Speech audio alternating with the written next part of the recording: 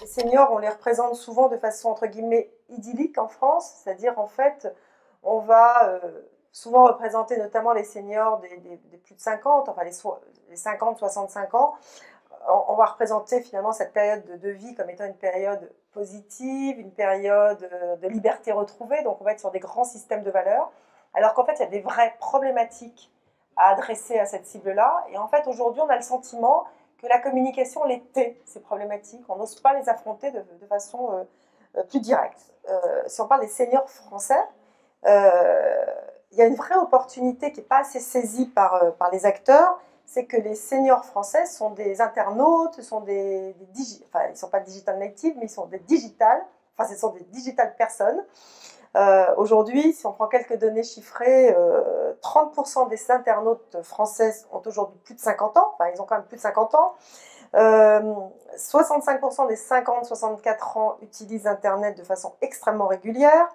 Ils vont beaucoup sur Facebook, ils se servent beaucoup de Facebook comme étant un outil de création de liens, de construction, de prolongation de leur vie sociale.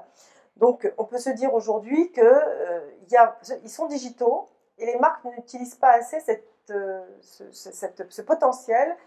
Autrement, malgré tout, on voit quand même des initiatives françaises intéressantes apparaître, même sur un plan marketing, et c'est notamment dans l'univers de la mode. On se rappelle publicitairement, le slogan de cette marque, c'était « Froid, moi, jamais ». Donc ils étaient sur un discours qui était totalement fonctionnel. Et en fait, aujourd'hui, et notamment la dernière campagne de pub le montre, on voit des femmes de 50 ans et plus qui sont vraiment sans concession. Elles, ce qu'elles cherchent, c'est effectivement des vêtements hyper confort, hyper adaptés, mais hyper mode. Et donc là, aujourd'hui, le fait d'intégrer cette dimension un peu fashion, d'intégrer le fait qu'il y a un style de vie finalement qui est adressé aux seniors et qu'ils ne sont pas que dans une quête de fonctionnalité, c'est quand même plutôt intéressant. Une façon de répondre à cette question, c'est souvent d'aller regarder la manière dont la publicité utilise les seniors dans leur communication publicitaire. Parce que la publicité ne marche que si elle est en résonance avec les mentalités actuelles. Donc si elles peuvent parler aux cibles à laquelle elles s'adressent. Ce qu'on voit, c'est que les seniors sont de plus en plus utilisés par la publicité et par la publicité qui ne leur est pas adressée. Pourquoi? Parce que le senior, l'image du senior devient d'une certaine façon un espèce de marqueur. Un marqueur d'audace, un marqueur de liberté, un marqueur d'autonomie, un marqueur de liberté de pensée, voire de liberté de mœurs. D'une certaine façon, aujourd'hui, les seniors sont aussi utilisés par les marques pour s'adresser à des cibles plus mainstream, pourrait-on dire, pour promouvoir des produits qui incarnent des valeurs entre guillemets, de modernité, une certaine forme de nouvelle modernité. Par exemple, l'économie du partage, les seniors font sens parce qu'en plus, en termes de mentalité, ils ont une mentalité du partage. Et donc, on va utiliser les seniors dans la pub pour incarner ces valeurs-là. Sur le marché du luxe, on voit de plus en plus de mannequins seniors défiler. On va voir des campagnes, une campagne pour Lanvin, par exemple, qui utilisait un senior des années, enfin une femme qui a quand même plus de 75 ans, et qui représente la marque. Bon, bien évidemment, elle est extrêmement belle, extrêmement chic, etc.